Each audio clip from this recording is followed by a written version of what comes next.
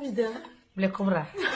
लासै देरनायनिखौनो होनदों लासै जानायखौ नांगोन आरो स्पिडआव जाबाथ' बाराद्राय देरद्राय सोर लागोन नङा स्पिडनिखौ होबानो जायोमोन नोङो स्पिडनिया बे बुस्थुआनो जानाय नङाबा गिबि गिबियावनो गासै नायगिरि बिथांमोनखौ खनसेफिन बरायहरनो थाबाय लोगोफोर नोंथांमोनाथ' मिथिखाबाय थाम्बनेल आरो टाइटेलनि सायाव मा भिडिअ जानो थांगासिनो दं नङा होमबा लोगोफोर आं बे भिडिअखौ बानायदों मानो होनोब्ला बैसोर माने जिबायदि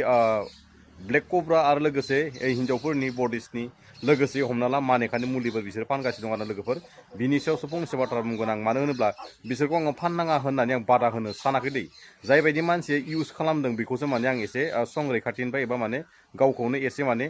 हुसियार जानो थाखाय माने आं एसे खावलायहरनाय जादों लोगोफोरना जायबायदि फानग्रा मानसिफोरा माने दुखु मोननाङा ससे क्लिप भिडिअखौ नायना लाग्रोदो बिनि सायाव माने आङो A to Z माने फोरमायना होगोन नोंथांमोना ससे क्लिप भिडिअखौ नायना लाग्रोदो फाइनालि लोगोफोर जायफोरनो ब्लेक कब्रा होनबाय थायो बे बिदानावा अनलाइनाव हरजोबसिगोन आरो दा बेनो मुलिखौ गथायजोब्बाय आङो खालि अनलाइनल' खालामगोन दे अनलाइननि मानसियाल' बेनाव फन हर आं गोजौ स्क्रिन होनाय नाम्बारावल' कन्टेक्ट खालामहर आरो ना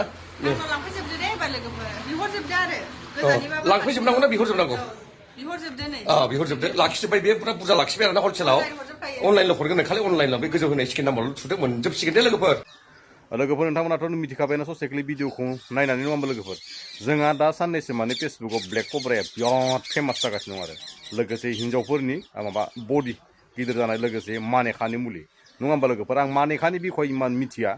नाथाय आं माने ब्लेक कब्रानि बिखय फंनैसो बाथ्रा सावरायगोन दै लोगोफोर जायफोरा माने ब्लेक कब्राखौ माने इउज खालामनो थाखाय माने मबाइलनि जुगै मबाइलनि थ्रुयै एबा अनलाइननि थ्रुयै नोंथांमोनाथ' ब्लेक कब्राखौ माने इउज खालामगासिनो दं लोगोसे सोरबा माने लाजिनानै इउज खालामनो रोङाखै नङा होमबा लोगोफोर सोरबा फन हरनो रोङाखै गोसो उसु गुदु जादों बेफोरखौबो अनलाइननि थ्रुयै नाम्बार मोनखानायनि गेजेरजों नोंसोरथ' बुक खालामनानै बेफोरखौथ' इउज खालामदों नङा होमबा लोगोफोर आं बेखौसो बुंगोन दै जायबायदि मानसिया ब्लेक कब्राखौ इउज खालामदों आरो ना बेफोर माने जोंफोरबायदि माने 30-40-50 बोसोरनि मानसिया माने ब्लेक कब्राखौ इउज खालामबा जेबो खामानि होखाया दे आं दा बुंखादों नाथाय बिसोरना माने अनलि सेक्सआल' बारायगोन आरो लोगोसे आथोना एसेबो गिदिर जाया लोगोसे माने जिबायदि माने गोदोना थानाय जिखुनु माने आथोननि गोदोना थानाय रोदाफ्रा बेफोर माने गासैबो थै लामाफोरा मोजां जाजोबगोन बिनि उनाव माने सेक्स बारायगोन लोगोसे गिदिरबो जाया गोलावबो जाया बैसो जाखानाय मानसिफोरा दै 18निफ्राय 22-25सिमल' बे माने सेंग्रा गथ'फोरनि थाखाय बिराद खामानि होयो आरो नोंथांमोना मिथिखागौ जानो हागौ लोगोसे बोरै इउज खालामनांगौ नङा होमबा लोगोफोर बेखौबोथ' डिटेलि हमना मोनाखै नोंथाङा बिनि थाखाय बासायना लायोब्ला नोंनि थाखाय बिराद हेल्पफुल जागोन जायबायदि मानसिया बेखौ हाबा जाखानाय नङा होमबा लोगोफोर जायबायदि मानसिया हाबा जाखानाय जेनेबा गथ' गथाय खांखांनानै जेनेबा बोराय बुरियै थानाय एसे माने आदा बैसोफोर हमना ला 30-40-45 बोसोरफोरनि बोराय बुरिफोरा जेनेबा हमनानै ला बै बुस्थुखौ माने गोसो जायो खालामनो नङा होमबा लोगोफोर आथोन गोरोबनो गोसो जायो लोगोसेयै माने गोसोआ माने गोसो जायो माने बुस्थुआ जाया बिनि सायाव ब्लेक कब्राखौ फाननानै लोगोसेयैनो हौवा हिन्जाव माने दैलिक माने बे बुस्थुखौ माने मालिस खालामनानै दैलिक माने हौवा हिन्जाव उन्दुलायबाय थायोब्ला माने बे बुस्थुआ माने नोंनि हिन्जावनावबो माने बिराद गिदिर माने बेमारबो जानो हागौ आरो जायबायदि मानसिया माने ब्लेक कब्राखौ इउज खालामदों बैफोर मानसिया माने बाहेरायाव थानाय एक्सट्रा मानसि जानांगौ जायबायदि मानसिया बे बुस्थुखौ इउज खालामदोंबा माने हिन्जावजों उन्दुफानो नाङा जायबायदि मानसिया बेखौ क्रस लादों मास 2 लादों मास 3 लादों बै बुस्थुआ माने जायबायदि मानसिया बाहेरायाव खामानि मावनानै दङ एबा जायबायदि मानसिया बेलेगाव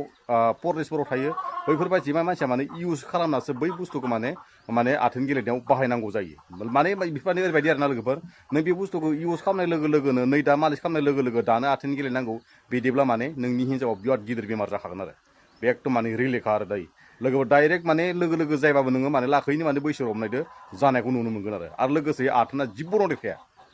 बे बुस्थुआ माने आथोना जिबनाव देरखाया जायबायदि मानसिफोरा गोदो सेंग्राफोर समाव माने मास्टार बेट खालामनानै गाज्रि भिडिअ नायनानै माने गावनि माबाखौ माने आथोनखौ माने मास्टार बेट खालामनानै जिखुनु माने गावनि माने थै लामाफोरा जिबायदि गोदोना थानाय सिगांखैल' लेन्दायदाय गुदिखिजा फिसा सिगांखै लेन्दायदाय गुदिगि फिसा नागोरैनो खर'फोर रखम जायोना सोरनाव माने मास्टार बेट खालामबाय थानाया बेफोर बुस्थुखौ माने बै गुदिनिफ्राय माने जिसेबां माने रोदा गोदोना थानाय बै रोदाफोरखौ माने बे माने ब्लेक कब्राखौ फोनना होयोब्ला जेसेबांखि रोदा गोदोना थानाय बेफोर रोदाफोरा माने गोदोनि सेंग्राफोरनि बायदि जाफिनो आरो जेनेबा रोदाफोरा माने दुखु मोनना थानाय रोदाफोरा मोजां जायो आरो लोगोसे बे ब्लेक कब्राखौ नोङो इउज खालामनाय लोगो लोगो हिन्जावफोरजों उन्दुबाय थाबा नोङो इन्ट्रेस्ट मोनगोन लोगोसे बिराद गिदिर बेमार जागोन खिन्थु नोंनि हिन्जावा मिथिगा डाइरेक्ट खोथा बुंखागोन आं नोंसोरो सेक्सखौ मोजां मोन्दों होननानै मालिस खालामनानै हौवा हिन्जाव उन्दुबाय थायोबा खिन्थु नोंनि हिन्जाव बिराद गिदिर बेमार जागोन बा नोंबो जानो हागौ बे बुस्थुआ माने मालिस खालामखांनाय लोगो लोगो आथिं गेलेनाय नङा जों माने बिराद जाम्बा जादों मानो नोंसोर माने नोंसोर फेसबुकाव मानो इमान जाम्बा जागासिनो दं आरो जायबायदि मानसिफ्रा फानदों बैनि बिखय माने डिटेलि खोन्थानो थाखाय जायबायदि मानसिया माने बेखौ माने इउज खालामदों फुङाव खनसे इउज खालामदोंबा मोनाबिलियाव इउज खालामदोंबा नोङो दै गुदुंनो खनसे सुग्रोनांगोन दै गुदुंनो खनसे सुग्रोनानै हिस्रिजों मोजां हुगारनांगोन फोननांगोन लोगोसेनो दलर उन्दुना थानांगोन नों फोनखांनाय लोगो लोगोनो आथोन गेलेयोब्ला नोंनि हिन्जावा बिराद गिदिर बेमारबो जानो हागौ हुसियार जा ओरैनो नङा दासो जोंनि बर'फोरा नैबे दा ब्लेक कब्रा ना मा कब्रा दासो मिथिजोबदों खिन्थु जोङो गोदो सेंग्रानिफ्रायनो मिथियो जोङो 2008निफ्रायनो मिथियो जोङो 2015-16 9-10निफ्रायनो जों मिथियो नाथाय जों बेफोरखौ माने इउज खालाया अनलाइननि थ्रुयै हाबना नायोब्ला माने बहुत मानसिफ्रानो सेक्सनि फाग्ला लोगोसे आथोननि फाग्ला आं बेखौ फोनोब्ला आंनि 5 इन्सि आथोना माने 9 इन्सि 10 इन्सि जागोन बियो नंखाय गावबा गावनो फैसा बरबाद जागोन लोगोसे गावबा गावनो मोनफ्लांगोन उनाव मिथिबायना जिबायदि भगबाना आथोन होदो बे आथोनानोखा दै लोगोफोर नोंना 9 इन्सिबा 9 इन्सियानो थागोन नोंना 8 इन्सिबा नोंना 8 इन्सियानो थागोन नोंना 3 इन्सिबा नोंना 3 इन्सियानो थागोन बै बुस्थुखौ फोनोब्लानो बिराद गिदिर जागोन बे खोन्था नङा खिन्थु जागोन 18 बोसोरनिफ्राय जा 20-25सिम बे गथ'फोरनि जिखुनु देरफुनाय गथ'फोरनि थाखायसो खामानि होयो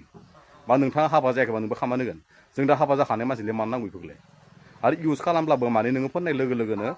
माने हिन्जावदों माने ग्रोब उन्दुफिननो नाङा आरो ना बे बुस्थुआ माने क्रस लाखाना जोबखांबासो बै बुस्थुखौ इउज खालामजायो नोङो दानो फोननाय लोगो लोगोनो आथोन गेलेयोब्ला खिन्थु नोंनि हिन्जाव बिराद गिदिर बेमारबो जानो हागौ आरो नोंबो बिराद गिदिर बेमारबो जानो हागौ आरो ना लोगोफोर ब्लेक कब्रानि माने बिथिथियानो बेनो खारन मा बुस्थु बानायदो दा जोंथ' दा बारा मिथिया जोंथ' इंराजि फरायना नायाखै मा बुस्थुदो बानायदो नङा लोगोफोर मा अइलदो बानायदो मानि थाव दं मा थावनि मेजेम दं बेफोरखौथ' दा जों जेबो मिथिया ब्लेक कब्रा माने जिबौखौल' होननानै मिथियो आरो एकदम दुर्घटनानिफ्राय बासायनो नाजा जेराव मोन्दों होननानै 1000आव मोन्दों होननानै 500 मोन्दों होननानै दाफावलाबायबा माने फोनफावलाबायबा जानाय नङा लोगोसे आं बेखौसो बुंदों बोराय बुरि हाबा जाखानानै थानाय जिखुनु आदै मादैमोना फोननांगौ मानांगौ होननानै लगायनाय लोगो लोगोनो आथोन गेलेयोब्ला खिन्थु बिराद खैफोदाव गोलैनोबो हागौ आं बेखौसो बुंदों आरो जायबायदि मानसिफोरा फानदों बेफोरखौ बुंहरदों माने आङो नोंसोरखौ फाननाङा होननानै बुङाखै आं माने जायबायदि बायनानै जिबायदि मानसि इउज खालामदों बैनिफ्राय माने एसे माने गोजानाव थायोब्ला मोजां जागोन होनना बुंदों लोगोफोरना आरो इउज खालामब्ला बिराद मोजां इउज खालामबानो जाबाय लोगोसे आं रावनिबो बेरेखा बुङा रावनिबा बेनिफिटनि जाय रावनिबा माने बिजनेस खालामनायखौ आं मेगन सानानै बाथ्राखौ बुङाखै लोगोसे आं बेखौसो बुंदों जायबायदि मानसिया न'आव थाखानानै हौवा हिन्जाव थाखानानै बे बुस्थुखौ इउज खालामनानै आथोन गेलेबाय थायोब्ला नै दा फोननाय लोगो लोगोनो आथोन गेलेयोब्ला खिन्थु डेन्जार बिपद जागोन खिन्थु मिथिखा हिन्जाव बेमार जानो हागौ नोंबो बेमारबो जानो हागौ आरो आं बेखौसो बुंदों लोगोसे जायबायदि मानसिया परदेशफोराव खामानि मावनो दङ जायबायदि मानसिफोरा कम्पानियाव थायो जायफोरबायदि मानसिया हिन्जावखौ गारनानै गोजानाव थायो बैफोरबायदि मानसियासो इउज खालामनानै जोब्बासो बै फैनानै आथोन गेलेनायासो बेसो माने कनजुस्ट जायो आरो इदियासो बे माने फोनलाय मालाय लगाय खालामबाय थायोबा खिन्थु नोङो मुलायाव जोबलांगोन खिन्थु खामानिबो होनाय बायदि मोनगोन खिन्थु नोङो जेबो नोङो माने उनाव माने एकदम माने बेमारनि लामायावबो थांगोन आरो लोगोफोर दिनै भिडिअखौ आं बारा गोलाव खालामनानै नोंथांमोना गोदानै फैदोंब्ला सोरबा चेनेलखौ साबस्क्राइब खालामना लोगोसे सोरबा चेनेलखौ साबस्क्राइब खालामखादोंबा जेबो नङा लोगोफोर दिनै भिडिअखौ एसेनो फोजोबनोसै लोगोफोर बर' हारि जिउल' जाथों